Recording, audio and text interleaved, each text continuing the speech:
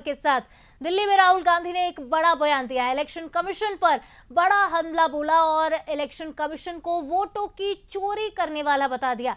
राहुल गांधी ने कहा है कि ईसी वोटों की चोरी कर रहा है। वोट चोरी में चुनाव आयोग शामिल है, तो बीजेपी के लिए वोट चोरी कर रहा है इलेक्शन कमीशन। ऐसे गंभीर आरोप कांग्रेस सांसद और लोकसभा नेता विपक्ष ने लगाए हैं। बीजेपी के लिए वोट चोरी कर रहा है इलेक्शन कमीशन। मैं ये हल्के में नहीं कह रहा हूं। राहुल गांधी कह रहे हैं कि मैं ये हल्के में नहीं कह रहा हूं, 100% प्रूफ के साथ बोल रहा हूं। हमारे पास एटम बम है, जब फटेगा तो चुनाव आयोग बचेगा नहीं। इस तरह के शब्दों का इस्तेमाल राहुल गांधी ने किया है। तो देखिए, उनके बयान पर बीजेपी सांसद संबित पात्रा ने पलटवार भी किया और कहा कि कांग्रेस को लोकतंत्र पर विश्वास नहीं है।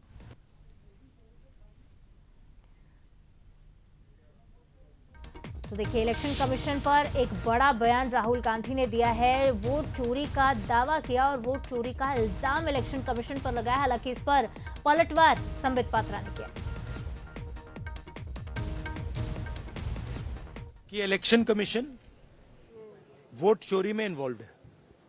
और मैं लाइटली नहीं बोल रहा हूं, मैं 100% प्रूफ के साथ बोल रहा हूं। ठीक है, और आप सबको पता लग जाएगा जैसे ही हमने ये रिलीज किया, पूरे देश को पता लग जाएगा कि इलेक्शन कमीशन वोटर चोरी करा रहा है। जो हमें मिला है वो एटम बॉम्ब है, मतलब एटम बॉम्ब है, फटेगा तो आप इलेक्शन कमीशन आपको दिखेगा नहीं हिंदुस्तान में।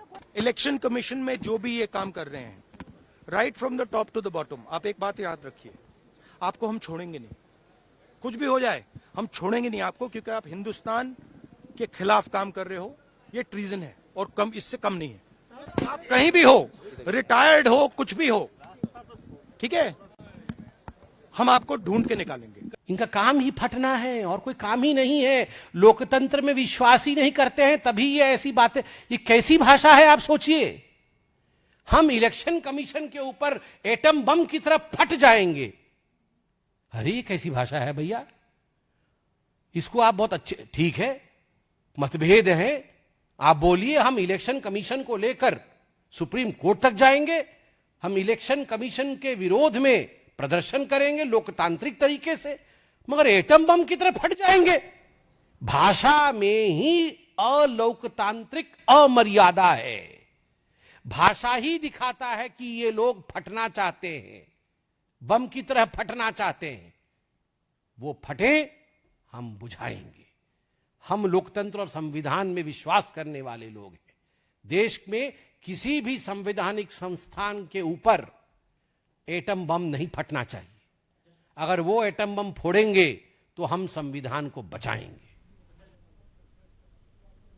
तो वोटों की चोरी का आरोप लोकसभा के नेता विपक्ष ने लगाया है। राहुल गांधी ने एक बड़ा बयान दिया और इस बयान के बाद से कई तरह की प्रतिक्रियाएं भी सामने आ रही है। तो इस खबर पर ज्यादा बातचीत करेंगे। हमारे साथ दो राजनीतिक मेहमान जुड़ रहे हैं। डॉक्टर हितेश वाजपेयी, पूर्व अध्यक्ष नागरिक आपूर्ति निगम बीजेपी से, और साथ ही के मिश्रा जी जुड़ रहे हैं, कांग्रेस नेता। आप दोनों का ही बहुत स्वागत है। सबसे पहले के मिश्रा जी, आपसे जानना चाहूंगी कि लोकसभा के नेता विपक्ष है, राहुल गांधी इतने पद पर बैठा इंसान एक संवैधानिक संस्था के लिए इस तरह के शब्दों का इस्तेमाल कर रहे हैं, और पहली बार नहीं है, बार बार आप लोग सवाल उठाते रहे हैं इलेक्शन कमीशन पर, इलेक्शन कमीशन की भूमिका पर। और अगर सबूत हैं, दस्तावेज है, तो उन्हें सार्वजनिक क्यों नहीं किया जा रहा? कोर्ट क्यों नहीं जा रहे हैं सबूत लेकर? आप देखिएगा कि राहुल गांधी जी भी खुद एक संवैधानिक पद पर बैठे हुए नेता हैं और देश के विपक्ष के प्रमुख हैं। यदि वो आपके अनुसार यदि एक संवैधानिक संस्था पर आरोप लगा रहे हैं, तो वो संवैधानिक संस्था सबकी सम्मानित और एक विश्वस्त संस्था है। वो जे भी संस्था क्यों बन रही है किसी व्यक्ति विशेष। राहुल गांधी जी कुछ आरोप लगाते हैं, दूसरे दिन चुनाव आयोग उसका कॉन्ट्रोडिक्शन करता है। पूरा विपक्ष चुनाव आयोग से दस्तावेजी सबूत के लिए समय मांगता है कि मिलने आने के लिए, तो विपक्ष को टाइम नहीं देता चुनाव आयोग।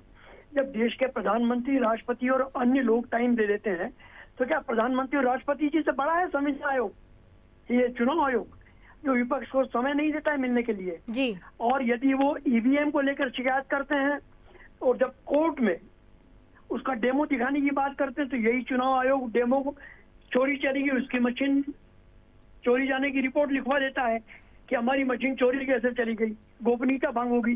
तो चुनाव आयोग कि सम्मानित जो भी पदाधिकारी हैं वो किसी बाबू जैसा आचरण कर रहे हैं, यह न्यायोचित नहीं है। जी हितेश वाजपेयी जी हमारे साथ जुड़े हुए हैं। हितेश जी, ऐसी क्या कमी रह रही है जो बार बार सवाल उठते हैं इलेक्शन कमीशन पर? इलेक्शन कमीशन को लगभग हमने देखा है कि हर इलेक्शन के बाद अलग तरह से सफाई देनी पड़ती है। आखिर कहाँ कमी रह रही है? जो आरोप कांग्रेस लगा रही है उसमें कितनी सच्चाई पाते हैं? देखिए, इलेक्शन कमीशन ने कभी कोई सफाई नहीं दी है। उनसे आप कोई सवाल पूछेंगे तो वो जवाब दे देते हैं जी। और यही कारण है कि आज तक चुनाव आयोग के ऊपर कोई भी आरोप न तय हो पाया न सिद्ध हो पाया है। और एक बात और मैं आपको बता दूं, आदरणीय के मिश्रा जी तीनों बातें गलत कह गए हैं। पहली चीज तो राहुल गांधी जी किसी भी संवैधानिक पद पर नहीं है, क्योंकि मुझे वो जिन पदों पर हैं वो पद संवैधानिक पद नहीं है, कॉन्स्टिट्यूशनल पोजीशंस नहीं है।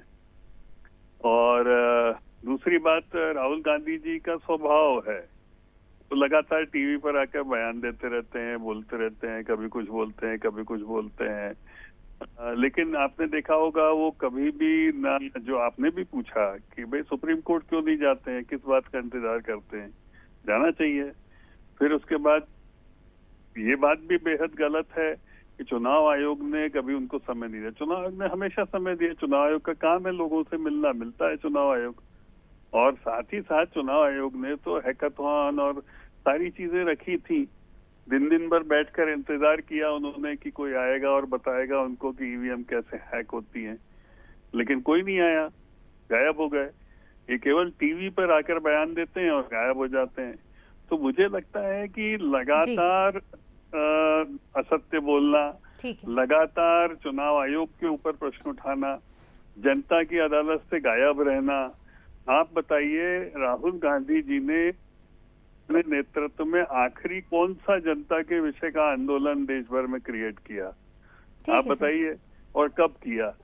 तो आप पाएंगे कि कोई आपको नहीं दिखाई देगा कि महंगाई को लेकर, बेरोजगारी को लेकर जितनी बातें वो कहते हैं ना कि है, उनको लेकर कभी भी वो पब्लिक के बीच नहीं गए, कभी भी किसी भी विषय को लेकर नहीं गए। मध्य प्रदेश में कभी आपने नहीं देखा हुआ कि जिस मुद्दे पर हम बातचीत कर रहे थे इलेक्शन कमीशन का, वो मुद्दा, उस पर आप दोनों का ही जुड़ने के लिए बहुत धन्यवाद। लेकिन अब देखना ये होगा कि आगे क्या एक्शन लिया जाता है, क्योंकि इलेक्शन कमीशन पर सवाल तो हर बार उठते हैं और अब एसआईआर को लेकर लगातार बवाल जारी है। लेकिन इसके बाद जो सबूत जिसकी बात राहुल गांधी कर रहे हैं, क्या वो इसे लेकर कोर्ट में जाएंगे, एक बड़ा सवाल है। बहरहाल दोनों ही मेहमानों का बहुत शुक्रिया।